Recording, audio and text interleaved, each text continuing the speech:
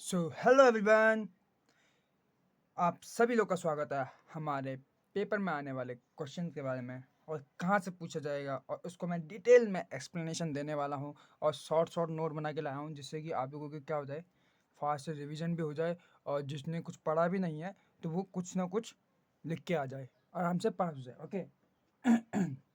तो यहाँ पे क्या है ना, मैं इसके नोट जो है वो आपके हमारे व्हाट्सअप जो ग्रुप है उसमें डाल दूंगा। ठीक है, चिंता करने की कोई बात नहीं है। और उसके बाद आप लोग देख लेना क्या करना है। देखो, सबसे पहले आता है काइनेटिक थ्योरी। मैं कहाँ से स्टार्ट कर रहा हूँ बताता हूँ मैं आप लोगों को। हमारे पास सिलेबस पे यहाँ पे तो हम सब देख चुके हैं, हमारे अपनी यूट्यूब पे हम पूरा सिलेबस देख चुके हैं। ठीक है, अपनी प्ले लिस्ट पे कौन से विश्वास सीरीज के अंदर, और ये हम लोग यहाँ पे देखने वाले हैं। पहले यहाँ से शुरू कर रहे हैं, फिर उसके बाद वो बैक का रिविजन करते हुए चलेंगे। ठीक है, बात करते हैं हमारे कैनेटिक थ्योरी के बारे में। कैनेटिक थ्योरी में क्या होता है, टेनी पार्टिकल, बहुत सारे टेनी पार्टिकल मतलब बहुत छोटे छोटे पार्टिकल मिलकर क्या बनाते हैं, मॉलिक्यूल बनाते हैं। टेनी पार्टिकल्स मिलकर क्या बनाते हैं, मॉलिक्यूल्स बनाते हैं। ठीक है, वो मॉलिक्यूल्स क्या करते हैं, वो रैंडमली क्या करता है, ये जो वॉल है, ये हमारी वॉल है ना, वॉल, उस पर क्या करते हैं, टक्कर मारते हैं। रैंडमली क्या मोशन करते हैं, रैंडमली क्या करते हैं, मोशन करते हैं, फ्री होते हैं, रैंडमली मोशन करते हैं, जिसके कारण क्या होता है, प्रेशर जनरेट होता है, जिसके कारण क्या होता है, प्रेशर जनरेट होता है। ये हमारा कंटेनर है, कंटेनर में क्या करते हैं लोग, वार करते हैं। ठीक है, देखो, मॉलिक्यूल्स वॉल्यूम डॉट डॉट मतलब बहुत ग्रेटर देन होता है, क्या कहते हैं, गैस टोटल वॉल्यूम, मतलब कि बहुत छोटा होता है हमारा जो वॉल्यूम होता है ना, मॉलिक्यूल्स का वॉल्यूम होता है, वो गैस की तुलना में बहुत काफ़ी छोटा होता है। ठीक है, नेग्लेजिबल बोल सकते हो आप नेग्लेजिबल बोल सकते हो। ठीक है, ठीक, मॉलिक्यूल्स क्या रैपिडली मोशन स्टेट, मतलब रैपिडली मोशन करता है, क्या करता है, रैपिडली मोशन करता है। ठीक है, कंटेनर की वॉल पर टकराता है, मैंने ये बोल चुका हूँ। देखो, परफेक्टली इलास्टिक होता है, परफेक्टली इलास्टिक होता है। ठीक है, एनर्जी लॉस जो होता है वो जीरो होता है। एनर्जी लॉस क्या होता है, जीरो होता है। जब इनके बीच में कॉलिजन होता है, इस तरीके का कॉलिजन होता है, कॉलिजन मतलब दो दो एटम आपस में क्या जाना, टकरा जाना, उसको क्या बोलते हैं, कॉलिजन बोलते हैं। ओके, गैस नॉट कंटेनिंग मतलब उसके पास क्या नहीं होता, पोटेंशियल एनर्जी नहीं होता, इसके पास पोटेंशियल एनर्जी नहीं होता। ठीक है, force of gravity negligible, force of gravity भी नहीं लगती इसमें। ठीक, अगर कैनेटिक एनर्जी बढ़ेगी तो टेम्परेचर बढ़ेगा, अगर टेम्परेचर बढ़ेगा तो कैनेटिक एनर्जी भी बढ़ेगी। ठीक है, इस चीज़ के बारे में है। और यहाँ पे देखो P V equal to 1/3 mn c²। ठीक है, अब आते हैं हमारे वांडर वाल इक्वेशन पे। बस इतना, अगर 6 नंबर का आ रहा है ना, इतना ही लिख देना और अपने वर्ड पे इसको बड़ा करना तो वो हो जाएगा। ठीक है, देखो वांडर वाल इक्वेशन में क्या कहता है, वांडर वाल इक्वेशन में क्या है, ये गैसेस इक्वेशन है, मतलब आइडल गैस इक्वेशन को क्या करता है, ये क्लियर करता है। आइडल गैस इक्वेशन को क्या करता है, क्लियर करता है। ये कहता है वॉल्यूम के लिए क्या कहता है, कि हम ये मान के चलते हैं कि किसी भी गैस के मॉलिक्यूल्स, किसी भी गैस के मॉलिक्यूल्स का जो आयतन होता है वो नेग्लेजिबल है। कब, आइडल गैस। अपन रियल में हम बात करें तो वो कुछ ना कुछ एरिया घेर रही होगी या कुछ ना कुछ स्पेस घेर रहा होगा, कुछ ना कुछ उसका वॉल्यूम होगा। तो जो यहाँ पे पूरा हमारा पहले वॉल्यूम था, हमने गैस की कंटेनर गैस के वॉल्यूम का लिया था, वो भी लिया था। ठीक है, अब जो हमारा मॉलिक्यूल्स का क्या होगा, हमारा वॉल्यूम होगा, वो सपोज करते हैं बी है, तो क्या हो जाएगा हमारा, वी माइनस बी हो जाएगा। फिर उसी के बाद प्रेशर के ऊपर बात करता हूँ कि प्रेशर के ऊपर में क्या होता है, कि प्रेशर हमारा कहाँ लगता है, हमारे पूरे पार्टिकल्स की तरफ से, हर कोने से लगता है, हर जगह से लगता है। उसके कारण प्रेशर भी क्या हो रहा होगा, इंक्रीज हो रहा होगा। तो प्रेशर भी क्या हो रहा होगा, इंक्रीज हो रहा होगा। तो यहाँ पे क्या बोलता है, P+A/V²। तो फॉर्मूला बन के आ जाता है, वांडर वाल इक्वेशन का फॉर्मूला बन के आ जाता है, P+A/V का होल स्क्वायर, V-B = ठीक है, उसके बाद यहाँ पे बोलते हैं कि यूनिट बताओ, ml5t-2 और b का क्या होता है हमारा L3। अब ये कैसे आया, देखो, किसी भी दो विमाओं का जोड़ या घटाव तभी कर सकते हैं जब उनकी क्या कहते हैं, यूनिट क्या हो, जोड़ी या घटाई जा सकती है, तो सेम हो। ठीक है, अब देखो सेम हो क्या, उनका क्या होना चाहिए, सेम होना चाहिए। देखो ये क्या है, वी मतलब क्या हमारा, आयतन मतलब वॉल्यूम, और बी भी हमारा क्या है, आयतन वॉल्यूम। तो दोनों को हम किस में लिख सकते हैं, L3 लिख सकते हैं।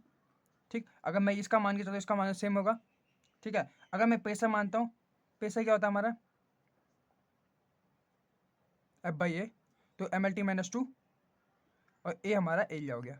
ठीक, L², इस तरीके से हो जाएगा। ठीक है, अब यहाँ पे देखो, maximal dispersion of molecules velocity.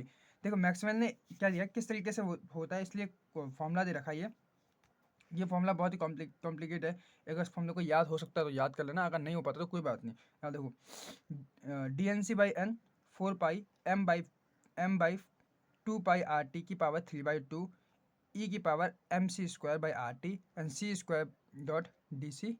ठीक है, अब यहाँ पे ग्राफ बना रखा कि टाइम जैसे जैसे हम लोग क्या पढ़ाते हैं, जैसे जैसे क्या पढ़ाते हैं हम मॉलिक्यूल्स मॉलिक्यूल्स की बनाते हैं, विस्कोसिटी को क्या कहते हैं, विस्कोसिटी ऑफ वैल्यूक्यूल्स, मॉलिक्यूल्स की विस्कोसिटी को बढ़ाते हैं जैसे हम नाइट्रोजन गैस में, तो वैसे वैसे टेम्परेचर भी क्या होता है, बढ़ते जाता है, टेम्परेचर भी क्या होता है, बढ़ते जाता है। ठीक है, देखो एवरेज वेलोसिटी क्या होती है, एवरेज वेलोसिटी क्या होती है कि सभी वेलोसिटी को जोड़कर उसमें जितनी वेलोसिटी उसको डिवाइड कर देंगे तो क्या आ जाएगा, हमारा एवरेज वेलोसिटी आ जाएगी। ठीक है, मैक्सिमम ने क्या दिया था इसको, v is equal to under 8 RT by pi M, 8 RT/πm। देखो ये वाला याद कर लेना, ये वाला तो याद कर लेना। ठीक है, v is equal to under 8 RT/πm। Okay, root mean square, root mean square में क्या होता है कि रूट मीन स्क्वायर, देखो यहाँ पे वेलोसिटी का स्क्वायर करते हैं फिर उसका मीन निकालता है। ठीक है, यहाँ पे देखो रूट मीन स्क्वायर मतलब रूट के अंदर मीन का स्क्वायर करके रखेंगे। ठीक है, अब यहाँ पे देखो जितनी भी वेलोसिटी है उनका स्क्वायर कर देंगे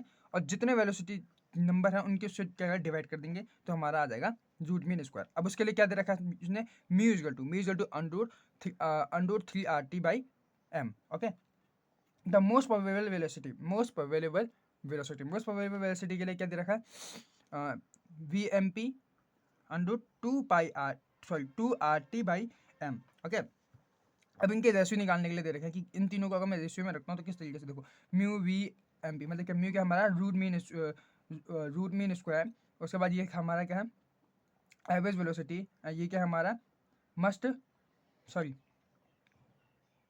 मैक्सिमम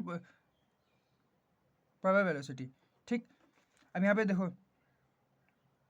यहाँ 1:845:667 इस तरीके से आ रहा है। ठीक है, इनका रेशियो इस तरीके का है, ये देख लेना। ठीक, अब इंटरमॉलिक्यूलर फोर्स यहाँ से बहुत बार क्वेश्चन पूछा गया तो इंटरमॉलिक्यूलर फोर्स देख लेना एक बार। इंटरमॉलिक्यूलर फोर्स क्या है, वीक फोर्स होते हैं। इंटरमॉलिक्यूलर फोर्स क्या होते हैं, वीक फोर्स होते हैं। ये अप टू कितने होते हैं, 42 किलो जूल तक होते हैं। और इसकी बात करते हैं ये डायपोल दिखाते हैं, डायपोल कैसे किस तरीके से डायपोल है, डायपोल देखो प्लस एच और माइनस सी एल, तो ये क्या कहते हैं अनसिमेट्रिकल है। क्या है, अनसिमेट्रिकल है, पार्शली है और परमानेंट है, पार्शली और परमानेंट है। मॉलिक्यूल में किस तरीके का होता है, एक पोलर होता है और नॉन पोलर होता है। मॉलिक्यूल में पोलर होता है, एक नॉन पोलर होता है। ठीक है, ये क्या है, डायपोल है। ठीक, अब इंटेस्टेनियस डायपोल में क्या होता है कि दो नॉन पोलर आपस में इंड्यूस करते हैं, तो वो क्या होता है, टेम्पररी होता है और पार्शियल होता है। ये क्या होता है, टेम्पररी होता है, ये क्या होता है, परमानेंट, मतलब ये पार्शियल होता है, ये टेम्पररी होता है। ठीक है, इंड्यूस डायपोल में क्या होता है कि दूसरे को हम प्रेरित करते हैं, तो एक खाली सादा होता है। ठीक है, दूसरे से हम नेगेटिव या पॉजिटिव कुछ भी, पॉजिटिव या नेगेटिव दोनों में से कुछ भी लाएंगे, इसको सामने रखेंगे तो पॉजिटिव को नेगेटिव अटैक करेगा और पॉजिटिव उधर चले जाएंगे। अगर नेगेटिव रखेंगे तो नेगेटिव उधर चले जाएगा और क्या कहते हैं पॉजिटिव इधर आ जाएगा, तो फिर उसके बाद उसको गायब कर देंगे तो उसमें क्या हो जाएगा, एक डायपोल क्रिएट हो जाएगा। डायपोल क्या होता क्रिएट हो जाएगा। ओके, डायपोल क्या हो जाएगा, क्रिएट हो जाएगा। ठीक, अब बात करते हैं हमारे पास non polar molecules. Non polar और नॉन पोलर मॉलिक्यूल्स के बीच में किस तरीके का होता है, देखो नॉन पोलर और नॉन पोलर मॉलिक्यूल्स के बीच में इंटेनियस डायपोल और induced dipole, instantaneous dipole and induced dipole होता है। देखो instantaneous dipole and induced dipole. ठीक है, नॉन पोलर मॉलिक्यूल के बीच में किस तरीके का होता है कि ये जो हमारे मॉलिक्यूल्स हैं उनमें पोलर इंड्यूस्ड डायपोल और क्या कहते हैं पोलर इंड्यूस्ड डायपोल। ठीक है, डायपोल इंड्यूस्ड डायपोल इंड्यूस्ड। ठीक है, यहाँ पे बात करते हैं पोलर मॉलिक्यूल्स के बीच में किस तरीके का होता है, डायपोल इंड्यूस्ड डायपोल। ठीक है, इस तरीके का यहाँ पे होता है। और यहाँ पे देखो डायपोल होते हैं, डायपोल इंड्यूस्ड डायपोल देखने को मिलता है। और क्या बोलते हैं इंड्यूस्ड डायपोल देखने को मिल जाता है।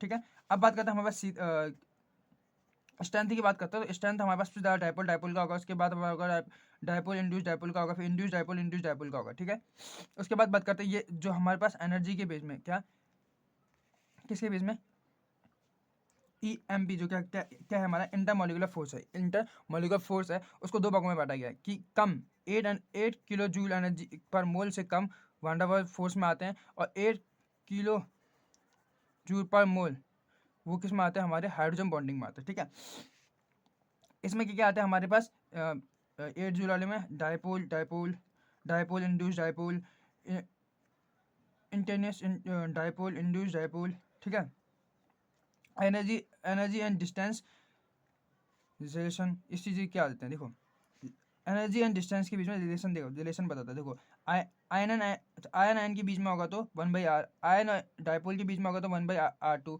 क्या कहते हैं डायपोल डायपोल के बीच में होगा तो 1/3 सॉरी 1/r3, और आयन इंड्यूस डायपोल के बीच में होगा तो 1/4 की पावर सॉरी r⁴। और बात करते हैं हमारा डायपोल डायपोल इंड्यूस डायपोल के बीच में और हमारा इंड्यूस डायपोल डायपोल के बीच में, तो धीरे धीरे पावर क्या हो जाती है, सेम रह जाती है, ठीक है।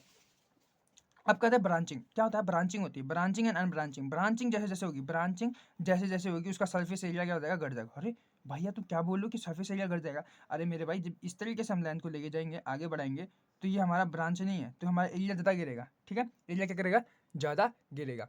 अब इसी को मैं ब्रांच बना दूंगा, इसी में ब्रांच बना दूंगा, तो एरिया कम गिर रहा है, एरिया कम गिर रहा है, सरफेस एरिया कम गिर रहा है, यहाँ पे सरफेस एरिया इतना हो रहा है और यहाँ पे सरफेस एरिया इतना ज़्यादा हो रहा है, तो ये सरफेस एरिया गिरेगा तो इंडक्शन इंडक्शन गिरेगा, और इंडक्शन गिरेगा, वंडर फोर्स क्या होगा, डिक्रीज होगा, वंडर फोर्स क्या होगा, डिक्रीज होगा।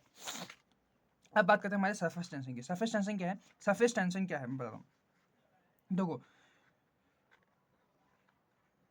देखो सरफेस पे जो पोटेंशियल एनर्जी जो होती है सरफेस पे इनसाइड की तुलना में ज़्यादा होती है, सरफेस में जो सरफेस की तुलना में क्या होती है, ज़्यादा होती है। और हर कोई जो भी पार्टिकल्स है या फिर जो भी चीज़ें हैं वो अपनी एनर्जी को कम करना चाहते हैं जिससे कि वो स्टेबल हो सके, ओके। यहाँ सरफेस पे पोटेंशियल एनर्जी सबसे ज़्यादा है, जबकि इन साइड पे मैं पोटेंशियल एनर्जी सबसे कम है। बात करते हैं हमारे पास सरफेस टेंशन के बारे में। तो सरफेस टेंशन क्या है, F/L। यहाँ हम क्या बोल सकते हैं कि surface tension in a force per unit length acting in the plane of the interface at the any point of symmetrical, ठीक है। मैं क्या बोल सकता हूँ कि किसी एकांक लंबाई पर लगने वाला बल, लंबाई पर लगने वाला बल सरफेस बल का मतलब कि क्या, पृष्ठ तनाव कहलाता है, तनाव कहलाता है, ठीक है। सरफेस टेंशन मतलब पृष्ठ तनाव कहलाता है, ठीक है। अब सरफेस एनर्जी क्या होती है, surface tension plus surface area, ठीक है। उसके बाद इसका फॉर्मूला किस तरीके से बन सकता है, यू, इसको देखो आप पोटेंशियल एनर्जी को निकालना है तो U = S × L/d का होल स्क्वायर। और तभी हम पोटेंशियल एनर्जी निकालेंगे तो फाइनल माइनस इनिशियल करके निकाल देंगे, ठीक है। अब बात करते हैं हम विस्कोसिटी। विस्कोसिटी को सबसे तरीके क्या पता है, विस्कोसिटी मतलब श्यानता। श्यानता किस तरीके से होती है, हमारी जो लेयर होती है, वाटर की लेयर होती है, उसके बीच में जितना ज़्यादा क्या होगा, dz होगा, dz जितना ज़्यादा होगा उसकी पावर क्या कहते हैं, उसकी विस्कोसिटी उतनी ही ज़्यादा होगी। तो इसके लिए फॉर्मूला दे रखा है FV = N -N A dV/dz दे रखा है, चेंज इन वेलोसिटी है, देखा चेंज इन वेलोसिटी है, वेलोसिटी मतलब चेंज इन वेलोसिटी, ओके।